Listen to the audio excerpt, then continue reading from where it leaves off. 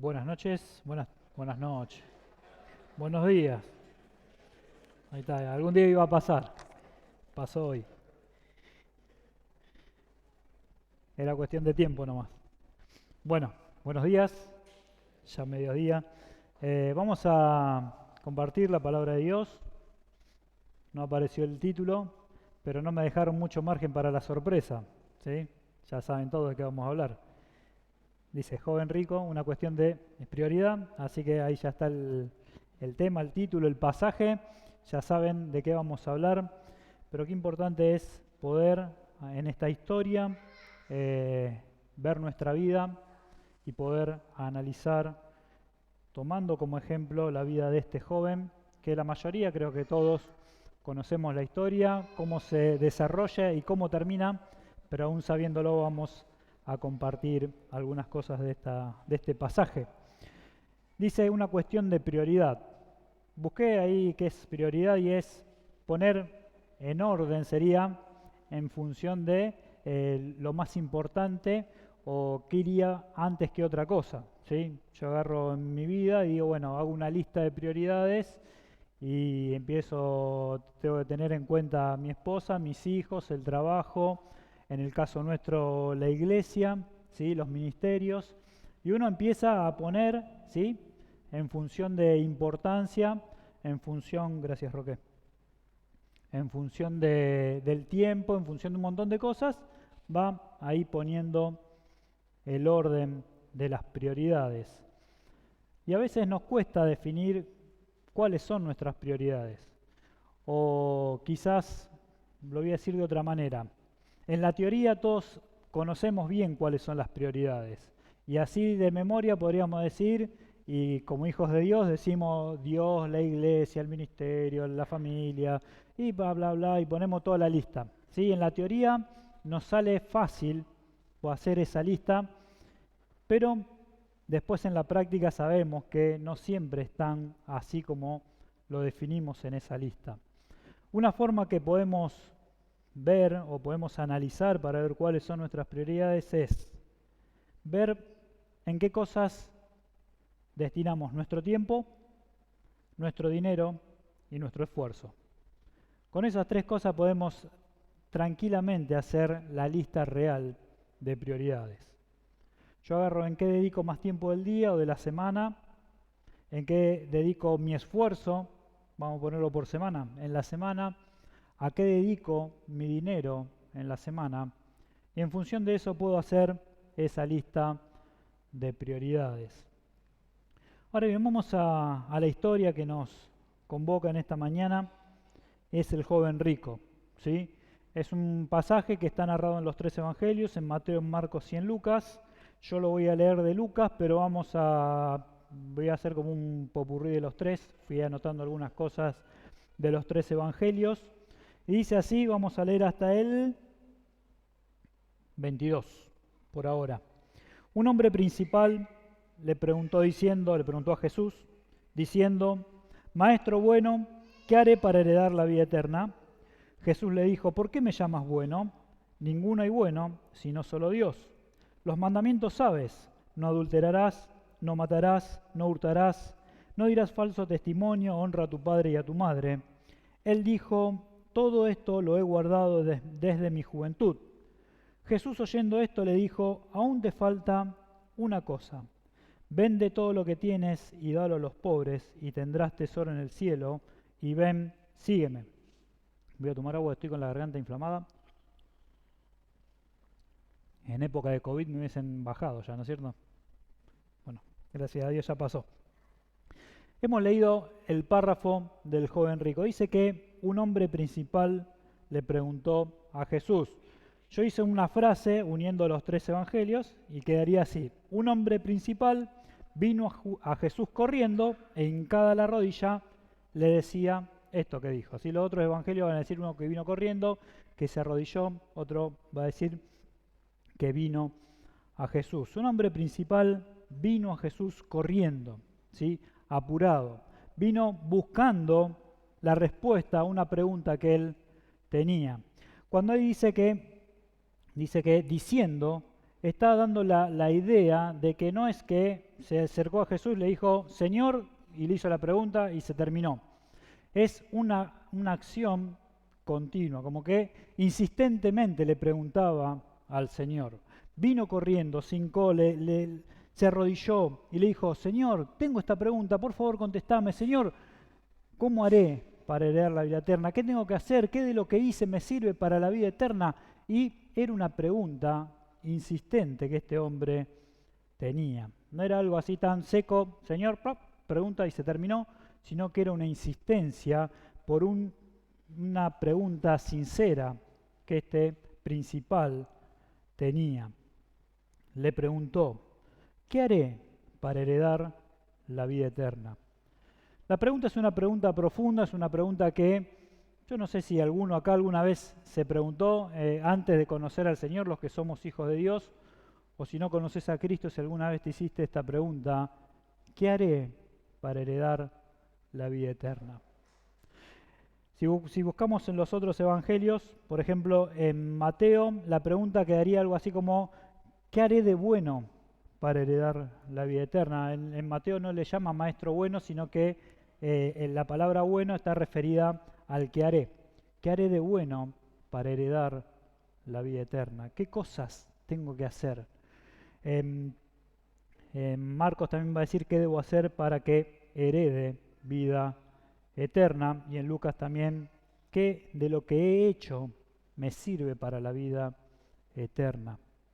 Y acá vemos que el joven tiene una pregunta sincera, una pregunta profunda, una pregunta que necesitaba una respuesta, pero si prestamos atención, él está enfocando la pregunta a qué cosas él tiene que hacer. ¿Qué es lo que él tiene que hacer para conseguir eso que está deseando o que está necesitando? Esto lo podríamos resumir como lo que es la religión, que es el esfuerzo del hombre por alcanzar el favor de Dios. Es lo que vos y yo quizás muchas veces hemos querido hacer buscando el favor de Dios. ¿Qué haré? Esa era la pregunta que este joven principal tenía para Jesús. ¿Qué cosas me faltan hacer? ¿Qué cosas de lo que ya hice me sirve? ¿Me sirve todo lo que vengo haciendo? No era una persona que no conocía de la ley, no era una persona, un mendigo, no era como en otras ocasiones un ciego que estaba pidiendo, sino que era un principal que conocía de la ley, era un principal que sabía de la ley de Dios. Y va a decir, ¿qué es lo que tengo que hacer? Quizás vos alguna vez pensaste que tenías que hacer algo para la vida eterna. Quizás alguna vez te planteaste que qué cosas me faltan hacer para obtener el favor de Dios o la vida eterna. Y el Señor le va a decir, Jesús le dijo, ¿por qué me llamas bueno? Ninguno hay bueno sino solo Dios. En Mateo le va a decir, a colación de lo que pregunta, que es ¿qué haré de bueno? Y el Señor le va a decir, ¿por qué me preguntas sobre las cosas buenas? Solamente uno es el bueno, hablando de Dios. ¿Por qué me preguntas de estas cosas? No es la pregunta era sincera, pero era incorrecta, como él estaba preguntando, o a dónde estaba apuntando. Ninguno hay bueno sino solo Dios. 20 de los mandamientos sabes: no adulterarás, no matarás, no hurtarás, no dirás falso testimonio, honra a tu padre y a tu madre. Acá el Señor le va a decir los mandamientos sabes. Esta palabra sabes sugiere un conocimiento pleno, sugiere un conocimiento cabal de lo que es la ley, pero el Señor no está apuntando solamente a la ley fría, a la ley escrita, está apuntando más allá el Señor. Si el Señor estuviese apuntando a la ley, podríamos pensar que hay un medio para alcanzar la vida eterna, que es a través del conocimiento de la ley. Pero esto lo sabemos por la misma Biblia, que no es así. Vamos a leer algunos pasajes que nos van a hablar acerca de que la ley no podía salvar, y no solo que no podía salvar, sino que no era el propósito de la ley. La ley nunca tuvo el propósito de salvar al hombre. Y ahora vamos a ver en algunos pasajes, dice Romanos 3:20,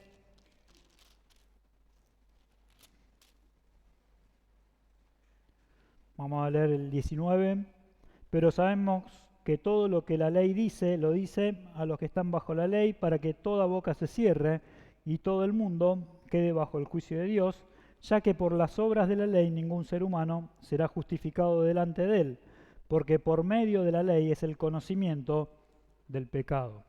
Por medio de la ley era el conocimiento pleno del pecado. La ley se introdujo para que el hombre se dé cuenta qué tan pecador era delante de Dios. El pecado existió desde el pecado de Adán, siempre hubo pecado, pero hasta que no vino la ley fue la que mostró y el hombre se pudo mirar en ese espejo y decir, realmente soy pecador. El 3:28 va a decir, concluimos pues que el hombre es justificado por la fe sin las obras de la ley. Si la ley hubiese tenido el propósito de salvar, no hubiese sido necesario que Cristo venga a este mundo. Vamos a buscar en Gálatas también.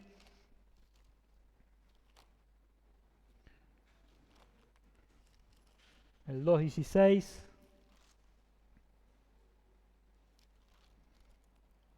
Sabiendo que el hombre no es justificado por las obras de la ley, sino por la fe de Jesucristo, nosotros también hemos creído en Jesucristo para ser justificados por la fe de Cristo y no por las obras de la ley, por cuanto por las obras de la ley nadie será justificado. El 3:2 va a decir, esto solo quiero saber de vosotros, ¿recibisteis el Espíritu por las obras de la ley o por el oír con fe? Es una pregunta retórica que tiene su respuesta en que obviamente que fue por el oír con fe. El 3:10 va a decir, porque todos los que dependen de las obras de la ley están bajo maldición, pues escrito está, maldito todo el que no permaneciere en todas las cosas escritas en el libro de la ley para hacerlas. Y el 3:24, con este concluimos esta partecita, dice, de manera que la ley ha sido nuestro ayo para llevarnos a Cristo, a fin de que fuésemos justificados por la fe. Acá va a estar el fin en sí de la ley. Dice, la ley fue nuestro ayo, aquel que nos lleva a conocer a Cristo. Este era el propósito de la ley, mostrar el pecado y mostrar que era necesario rendirnos a los pies de Cristo. Podríamos decir que la ley es como un termómetro, ¿sí?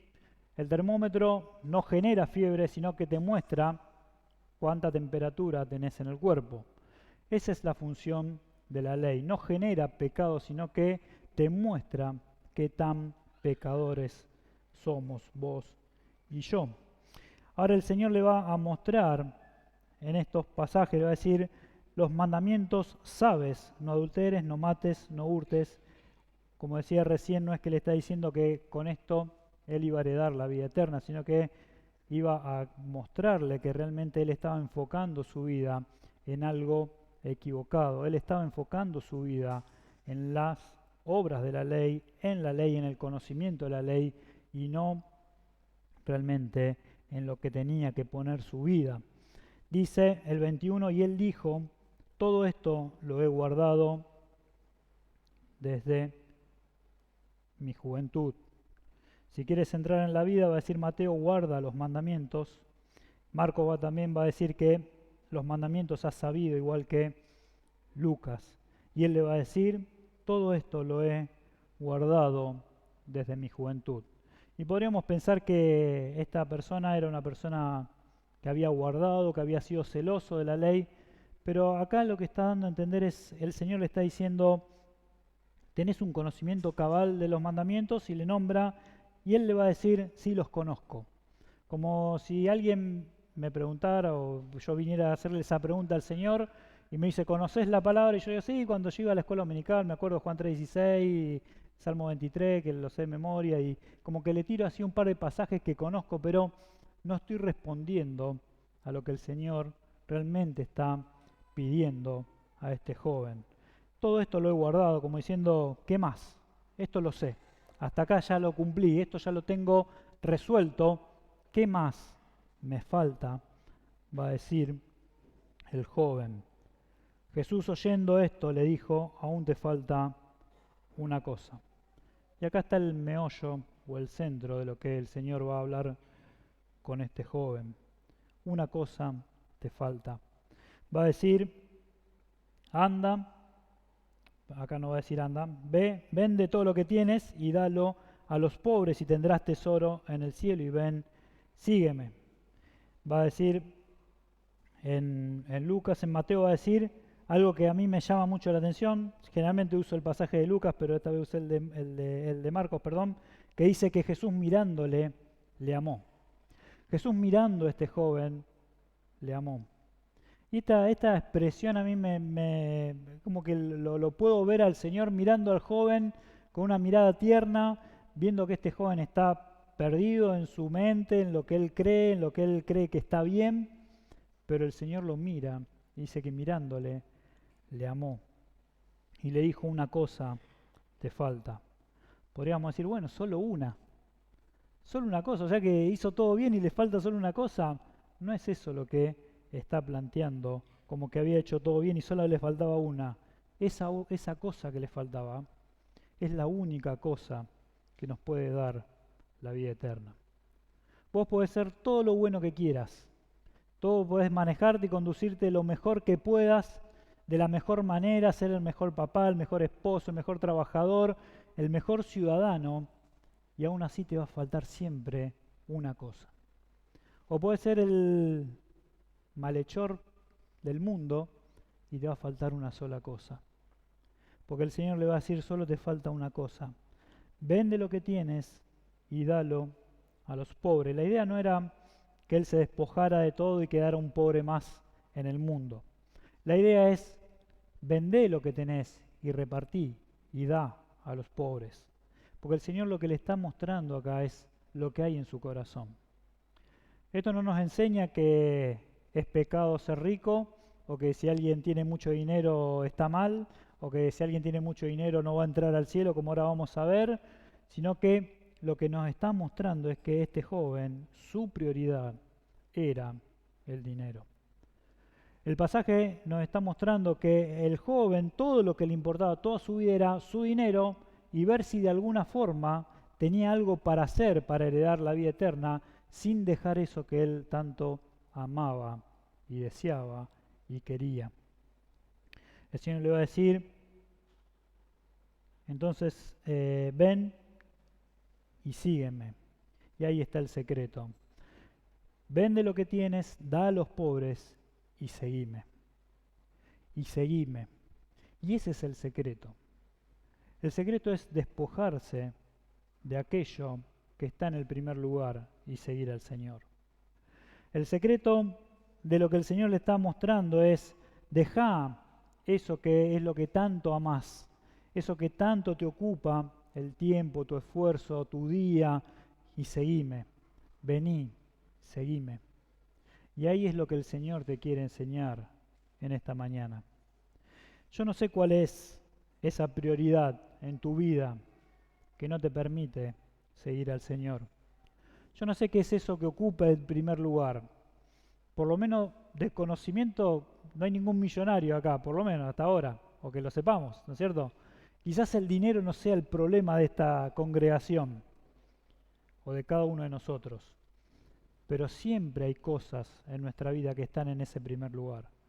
Puede ser tu trabajo, tu ambición, tu familia, tus deseos, tantas cosas que pueden ocupar ese primer lugar y el Señor te está diciendo, déjalo y seguime. Deja eso que tanto te ocupa y vení y seguime. Y acá hay algo que a mí me llama la atención, es que el joven comprendió todo plenamente. No es que no entendió, no supo bien lo que el Señor le quiso decir, no es que puede decir, che, no entendí bien a dónde apuntaba Jesús cuando me dijo esto. El joven entendió tan bien lo que Jesús le dijo, que va a decir el pasaje que no leímos, el 23, entonces él, oyendo esto, se puso muy triste porque era muy rico.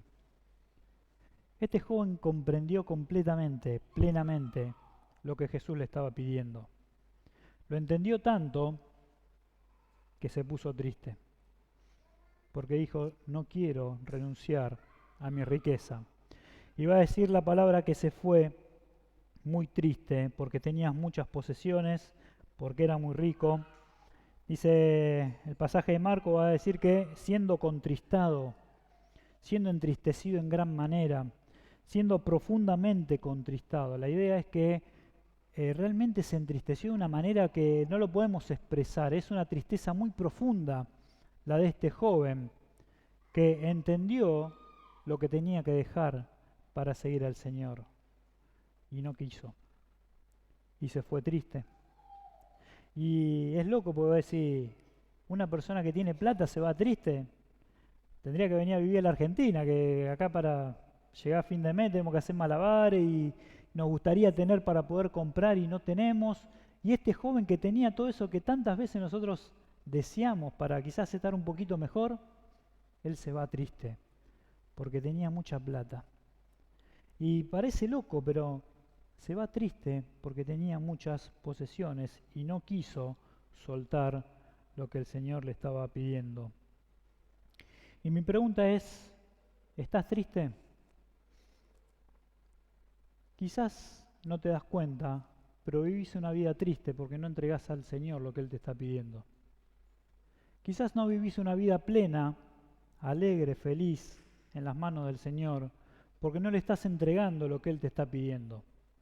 Cada uno sabe lo que el Señor nos está pidiendo. Cada uno sabe qué es eso que tiene que entregar. Yo no me voy a poner a investigar, no voy a hacer una lista con nombre y prioridades. Cada uno conoce su corazón, conoce sus debilidades, conoce aquellas cosas que el Señor te está diciendo, deja esto y seguime. Y muchas veces nos ponemos tristes, porque sabemos lo que tenemos que dejar y no lo dejamos. ¿Cuántas veces vivimos tristes en nuestra vida porque no le estamos entregando al Señor lo que le tenemos que entregar? 24, al ver Jesús, que se había entristecido mucho, dijo, cuán difícilmente entrarán en el reino de Dios los que tienen riquezas. Y acá el punto no es, como decía antes, no es que los ricos no son salvos, no es que los millonarios no conocen a Cristo.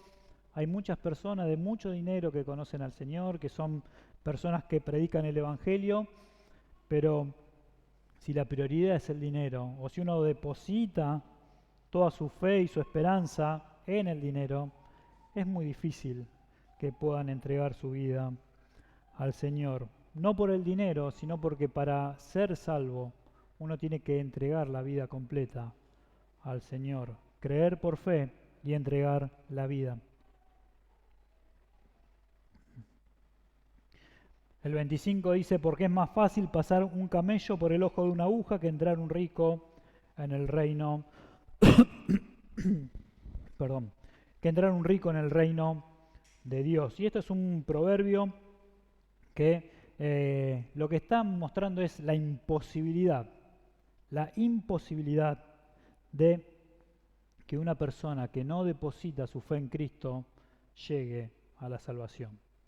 Entrar un camello por el ojo de una aguja, ¿sí?, está mostrando la imposibilidad de que el hombre tenga la salvación haciendo algo por mérito propio.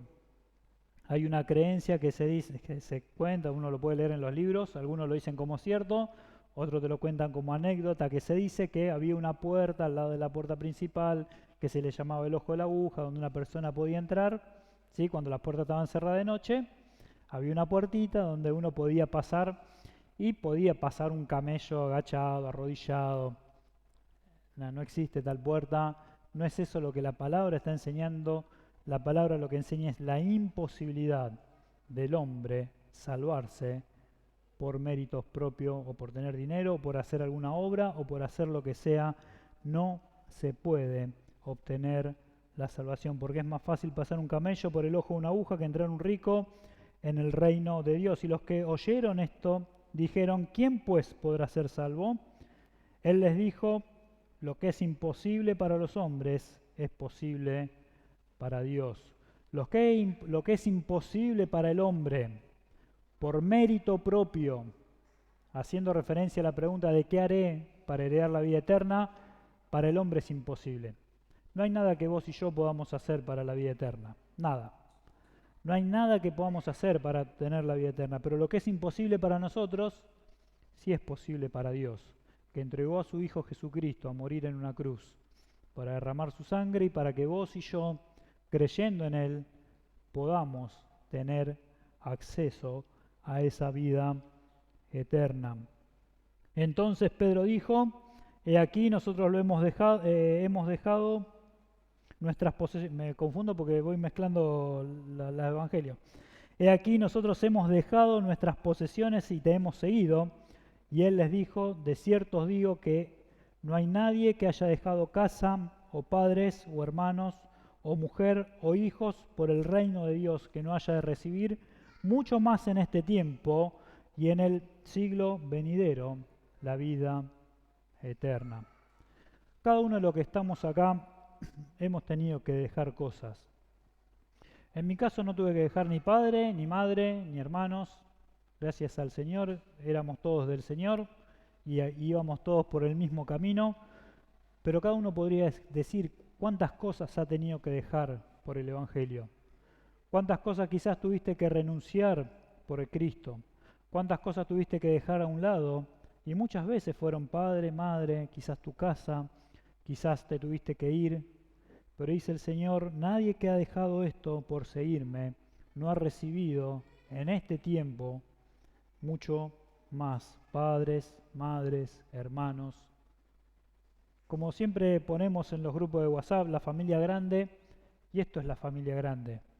Es que en la iglesia de Cristo tenemos padres, tenemos madres, tenemos hermanos, para aquellos que los tenemos y especialmente para aquellos que no lo tienen.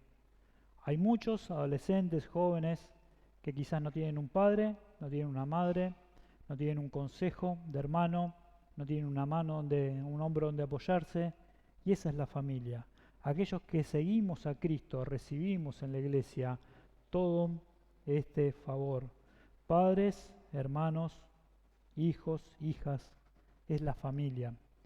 Yo no por seguir a Cristo, pero 17 años mi viejo pasó a la presencia del Señor. Y yo no puedo decir que me quedé sin padre, porque he tenido personas que han ocupado ese lugar de un consejo, de a quién poder preguntarle, de quienes me han enseñado, de quienes me han aconsejado. Y por más que no tengo a mi viejo, sé que tengo muchos padres a quienes poder preguntarle. Y tengo a mi vieja, y yo sé que tengo muchas madres a quien también poder recurrir. Y tengo a mis hermanos, y también tengo a muchos de ustedes que cumplen esa función de hermano. Y eso es lo que la iglesia nos brinda, nos da por seguir a Cristo. Pero me llamaba la atención que el versículo 30 va a responder a la pregunta que este joven vino tan ansioso a hacerle al Señor. Dice que haya dejado de recibir mucho más en este tiempo y en el siglo venidero la vida eterna. Seguir al Señor es lo que nos da la entrada a la vida eterna. Y este joven que vino al principio haciendo esta gran pregunta, ¿qué haré para heredar la vida eterna? El secreto estaba en seguir a Cristo. Y él se fue triste porque tenía que dejar sus riquezas. Tenía la respuesta ahí y se fue triste. Tenía todo para responder a su pregunta, a su vida, a su futuro, a todo lo que él necesitaba y se fue triste por no dejar aquello que amaba.